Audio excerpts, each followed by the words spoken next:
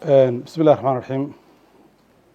الحمد لله رب العالمين، وصلى اللهم على نبينا محمد وعلى آله وصحبه وسلم. إلهي mahad iska leh na nabad keenay aniga iyo wafdigii ballaarnaa ila socday caasimaddii muqdisho.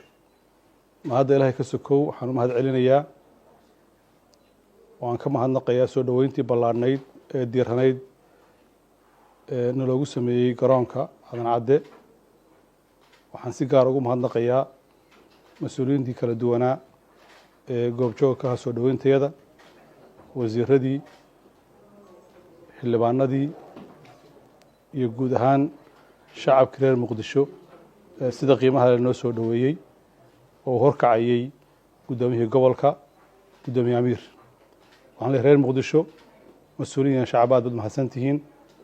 aad iyo aad baan idinku mahadnaqaynaa sida soomaalinimadu ku jirto, walaalnimadu ku jirto, ee dareenka dhow aad noo soo dhoweyseen. markii koowaad ma aha, markii labaadna ma aha. aad baad mahadsan tihiin. waxaan u soo gaadhay muqdisho inaan ka qayb galo kulanka loo madlan yahay ee golaha madasha wada tashiga qaranka oo markii ugu horreysay ka SSC khaatumo ahaan aanu si rasmi uga qayb gelayno.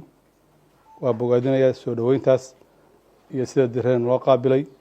aad baad mahadsantihiin. asalaamu calaykum waraxmatullahi wabarakaatu.